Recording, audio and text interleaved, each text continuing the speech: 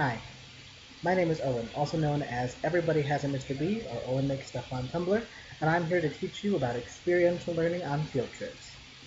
If you're watching this, you should probably also be following along on the Prezi, which is linked in the description below and in the Google Drive. I'll give you a second here to pause the video, open up the Prezi, and come back to us. Everybody here? Alright, let's go. What we should be looking at is the opening screen, which is my really cool space shot with experiential learning, learning by doing as the title card. Before we launch right in, let me tell you why I know about experiential learning. I know about experiential learning because my very first teaching opportunity was in a summer program that aimed to be nothing like school at all, even though it was still very academically based. And every week at the end of the week, they had a field trip. And part of it was that that field trip had to be linked very closely and very methodically with what we were doing in the classroom.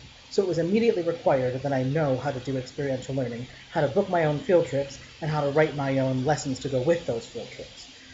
As I progressed as a teacher, I've found that experiential learning is very, very, very, very helpful, and I've continued to do it, and I've become a resource for the teachers around me in my building for how to really make field trips tie in with what's going on in the classroom. Now, if you'll please use the arrow to move to the next frame.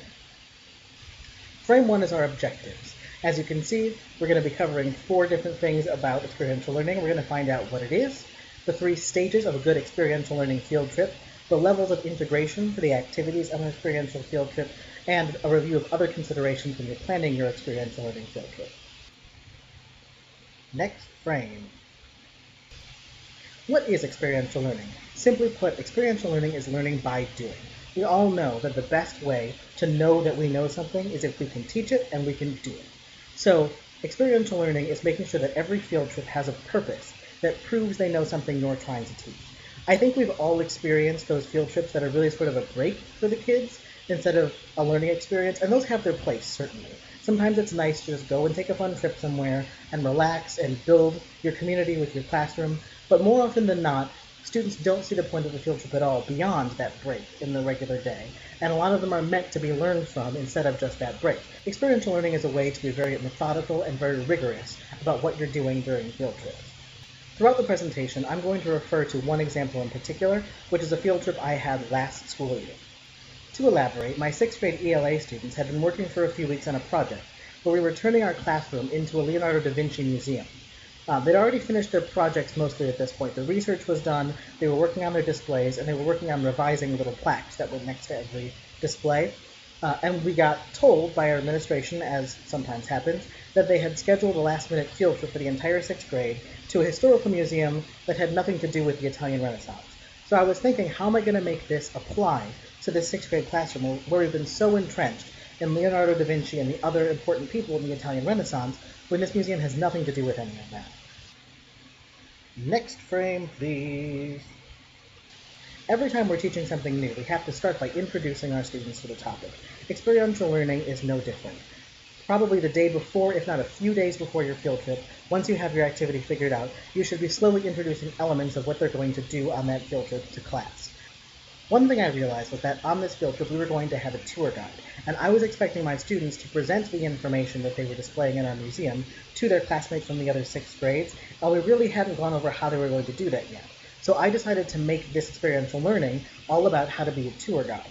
So our pre-field trip activity was they had to take each other on tours of our school, and their peers had to write down lists of what had been done well and what they think maybe could have been done better. And when we got back to the classroom, they had to make a list of the things that good tour guides do and do not do. That was setting up for what we were going to do at the field trip itself. Next frame. During the field trip, it's important to have an activity that supplements both what's going on at the location and what you're learning in your classroom. For our example, I gave them a handout that had a couple of questions about the tour guide, his or herself. This included questions like, what is one thing that you learned from the tour guide that you would not have learned had you been here all by yourself? They had to take notes as they went on the tour about different things they noticed about what our tour guide did and what they could do as a tour guide, so that they could keep those things in mind when they got back to the classroom. Next frame. Any good lesson includes the opportunity for students to reflect on what they've learned.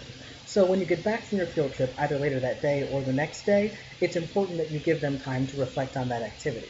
In our example, my students used the observations they had of their peers now and of a professional tour guide to make together our class rubrics for when they presented their information to everyone else. Next frame. Some important things to remember. when you're integrating the field trip to your everyday classroom is you should only choose one curriculum goal per field trip. You don't want to get too confusing, have them trying to do too many things at once, so it's good to focus on one thing. If you're a teacher that teaches more than one subject, pick one subject and one goal within that subject. If you only have one subject to teach, pick something very specific that they can practice while at that location. You also want to make sure that the activity has an appropriate amount of vigor, which we'll talk about in a minute. Remember that during an experiential learning field trip, you're trying to deliberately structure time, but it's still important that they have some time to explore wherever they are. You don't want to take away all the fun of a field trip and make it just work, because then they're not going to look forward to field trips and they're going to come back thinking they had a negative time. And it is important that they have time to build that background knowledge, build that experience, build that community by having some time to just explore and play. I recommend keeping the experiential learning to one portion of the field trip and allowing the rest of the field trip to be a bit more organic. But whatever works for you, works for you. And remember, reflection is key. They can't process what they've done without being given the opportunity to reflect in a structured way. Next frame. As you can see in this frame, the levels of integration are closely tied to Bloom's taxonomy.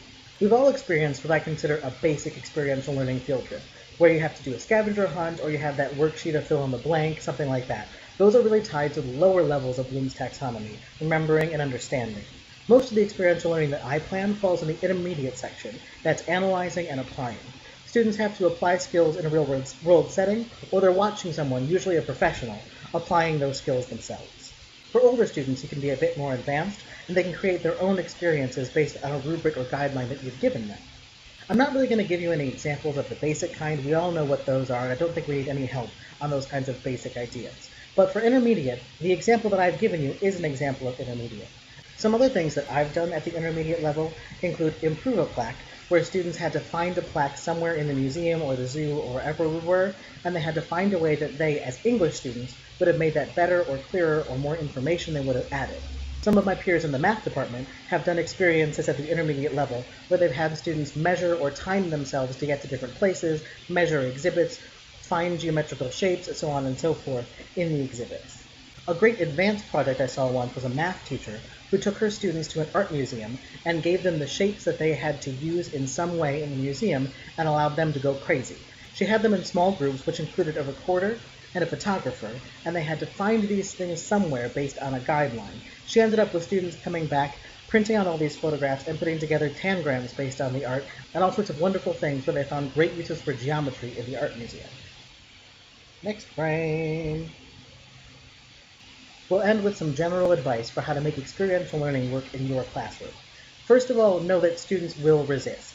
This is going to be different probably from the field trips they're used to being on, where they're used to sort of run around doing whatever they want, and they're not used to having to stop, certainly, and write anything down. You may get some complaining at first, but after a few times of doing it, students seem to really understand that they're getting so much more out of it.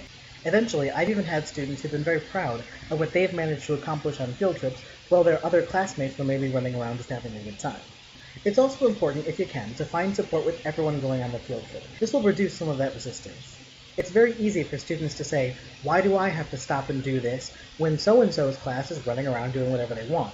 I've found that more often than not, my peers are more than willing to do experiential learning, especially if they know someone else is already doing an activity there, and I'm willing to help them come up with something that'll integrate into their own classroom. I really can't emphasize how important the pre and post is. It's great to have an activity while they're there, but it's going to run so much more smoothly if you set it up beforehand and they can reflect on it afterwards. Please take another look through the presentation, and if you still have any questions or comments for me, I've got 3 ways for you to contact me on there. My educational blog is Everyone Has a Mr. B, my general blog is Owen Makes Stuff, and I've got an email address, everyonehasamisterb@gmail.com. Thanks for watching, and please let me know of any cool experiential learning you do. I would love to steal your idea.